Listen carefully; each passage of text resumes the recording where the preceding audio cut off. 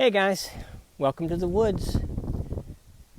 Welcome to the river. Welcome to water. I don't know. It's like one of those funny metaphors. It's like, where does nature end and your backyard start? Where does nature end and the city starts? You know, it's all nature, right? We've just plopped our big old cities in the middle of nature, and it's like, now that's the way nature looks. I heard somebody on a podcast I think it was Indian or something, but anyway, he'd never really experienced buildings and things like that, but when he came to New York City, got off a plane, and bang, he's in skyscrapers and stuff. He went over and really appreciated the building. He's like, I can feel the vibration of this is a very loving building, and he's looking up at it and stuff. And I'm thinking, guys probably gonna be like, look what you've done to the place, But he said, oh, I feel the love in this building. It's so much love here. And I was like, that's kind of cool. It's a positive for us, planet Earth destroyers that we are. Anyway. All right, so what was I going to talk about? So what? So what? So what is so powerful, isn't it? It's like, so what? Anyway, so what was I going to say? So what was I going to say? All right, anyway, I really felt that one. I don't know where that came from. I don't know is one of those other powerful things. I had a meditation that I paid $150 for a 30-minute meditation. How about that? Where she said nothing. She was in Colorado on the phone sitting next to me, and I'm sitting meditating. She said you can sleep, meditate, lay down, sit up, whatever you want to do. So I sat in my little meditation spot. I'll just meditate. I'll just relax. I'll just clear my mind. I'll just let whatever happens happen. She sat on the phone next to me, never saying anything. $150. It was the best $150 I ever spent. It was great. Anyway, it was some type of healing that's really out there. Put you back in the grid and put you, electrically connect you to the higher vibration of the planet and the galaxy and where we're all going and all that kind of stuff. So I thought, I'm all in. Whatever. What do I got to lose? So about $150, which I don't miss. Anyway, but I came away from it with the most powerful feeling. This isn't where I'm going with my talk. This is intermission. But of I don't know. I felt myself floating, and I felt like stuff was being pulled out of the back of my head. Like, I don't know. I just was letting it go. I was like, a really deep sense of like, let it go. Whatever. And it was so powerful. It carried with me for a long, I still own it. Those words, I don't know. And it always has this feeling of it's like being pulled out of I don't know is like is a mechanical thing of just pulling the thread of thought out of my head. I don't know. So anyway. So what was I going to say? All right. So on that paradigm of you could focus on something. I owned a business all my life. I always worked for myself. So like building customer base, let's use that example. But I'd find things I'd get focused on. And let's say I went away to a seminar on marketing and building your customer base. So I come back and I got to like choke it down all my employees and beat it into them and, follow my path or get lost, But I'd say it so nicely and I'd be patient with them. But I really was trying to coax everybody. Let's all get on the same plan. We all got to do our piece to, to do these things. I got 15 things I want to implement. We got 12 of them sort of done. We're only good at maybe 2 of them. But in the end, you come away with 2 things. All we do now is write thank you letters to people. And it's like, that was from 30 years ago when I went away to a training seminar and they still do it and I'm not there anymore. That was good. All right, so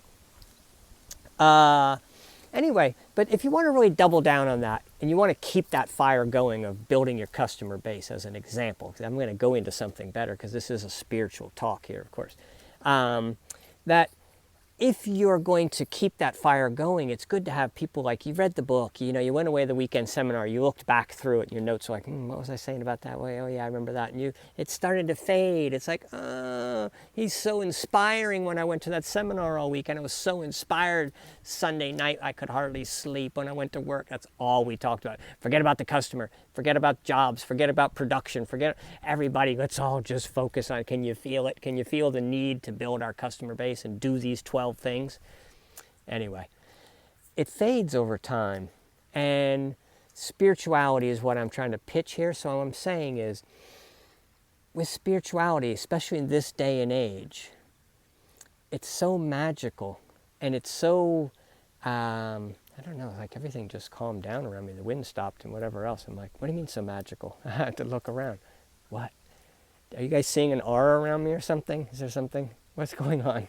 All right, back on task. So my point is this. It's so easy now to stay on task if you were to decide that following your spiritual bliss, or becoming one with yourself, getting to know who you are, focusing on your breath, the most powerful tool in spiritual enlightenment. If you wanted to make that your focus, whatever, you can go on YouTube or, podcasts or all kinds of places, and audiobooks while you're driving to and from work, whatever. You can inundate yourself with good information. The other cool thing, like with YouTube, especially because I use it, is whatever you sort of tick on, it's like, oh, there's somebody doing some marketing. Oh, and here's a guy who actually is in the same industry as me, and he's talking about marketing. That's even better, and I'm really going to follow him for a while. And then he talked about this book that someone else had, that really inspired him, and I'm listening to that someone talk about that book, and da-da-da-da-da. You start picking at things, and the algorithm for feeding you stuff the next day is like getting really narrow. It's like, oh, I know what you're looking for. And it starts to give you, it becomes like wonder bliss, It's like every time you turn a corner, it's like, oh, that's just what I was looking for. Oh, no, there's a reminder of what I thought was important yesterday, and, affirmations, and then people start coming to you, and it's like, oh, what are you doing here? Oh, well, we sell tchotchkes to give you, some stuff for your marketing plan. It's like, how'd you know we had a marketing plan? I don't know. Anyway, so you get the point. It's like synchronicities start happening, but you want to keep them going. You need some more, it's good to have some pointers. I don't know. Stuff to keep the fire going. Read another book about marketing or whatever. So let's move into the spirituality side. I had one little example, and now I'm thinking about my breath, is I always kind of knew, everybody talks about, focusing on your breath is really the thing, but it never was really my thing. I never really felt like, I just, I never worked on my spirituality, but I was onto my breath. I was like, no, I was big on the understanding, the mental understanding of spirituality, but not so much on the practicing of it, where breath would come in. And I think a lot of us have been in that arena. But anyway, so now that I'm trying to double down on it for the last couple years, I have gotten to the point where it's just gotten easy. And I feel like, much like this river, I feel like I'm just floating on my back and I'm going down the river, and I'm just watching things happen and watching the coincidences happen. And once in a while I look over on the shore and I say, oh, you know what, that'd be a nice direction to pursue. And then you sort of paddle a little bit that way. You're still going downstream, so you got plenty of momentum, but you're just going to move yourself to the side of the shore of something that seems curious to you. And it's so easy.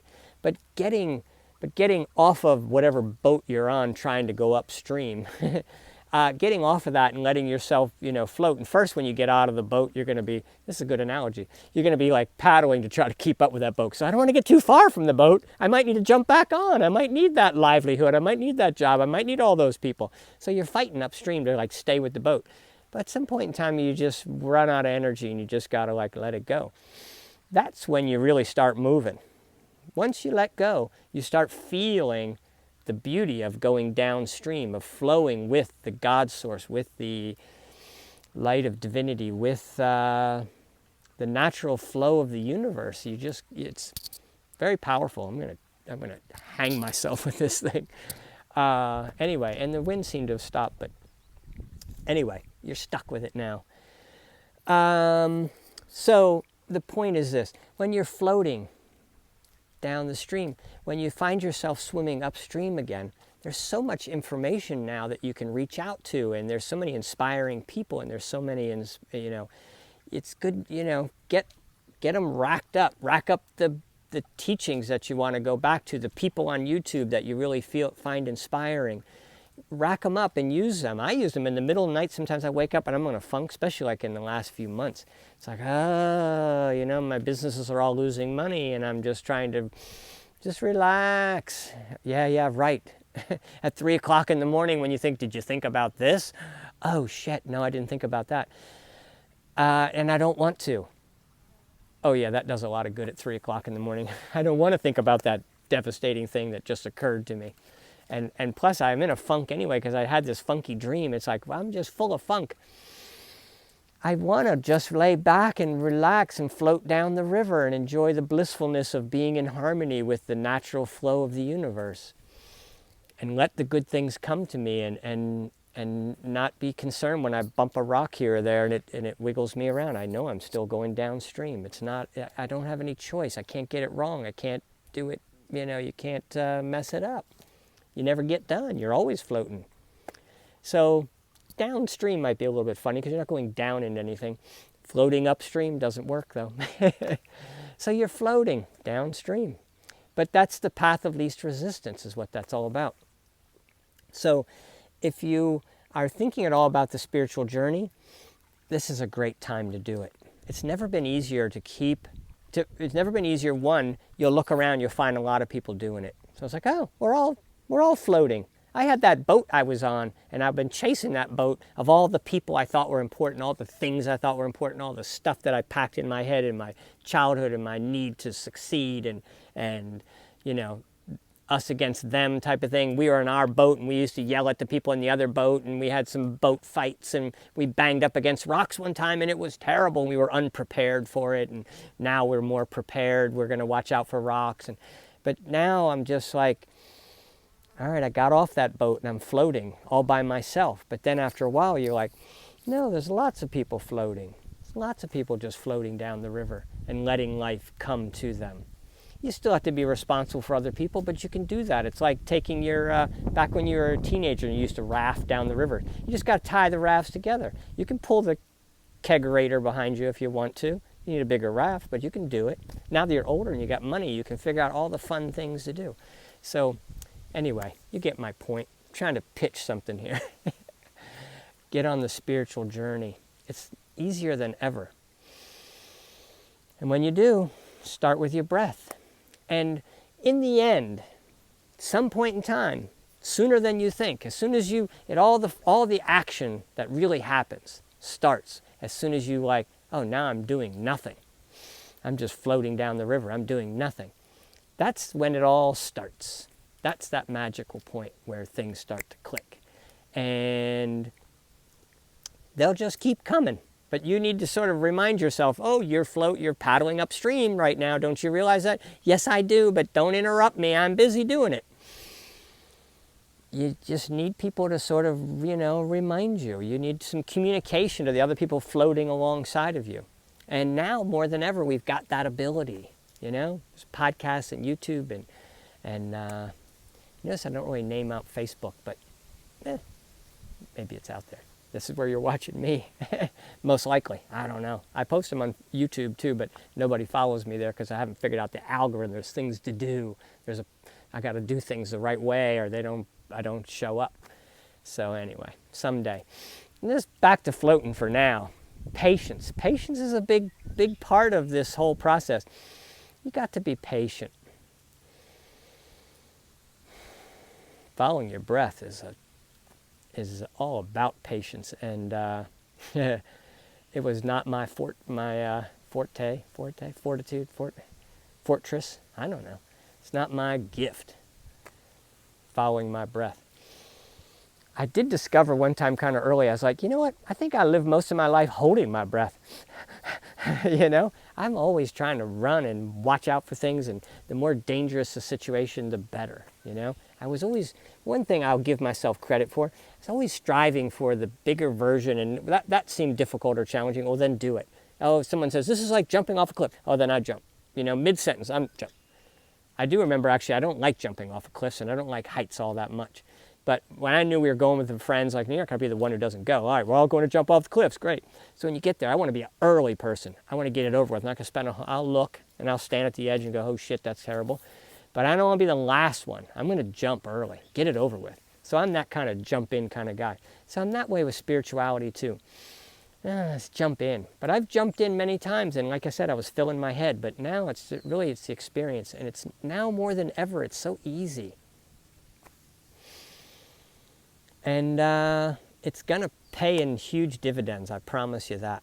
But I can't tell you how it's going to be because everybody's journey is different. But I can tell you it's going to be good. I can tell you it's going to be positive. I can tell you it's going to be easier than swimming upstream.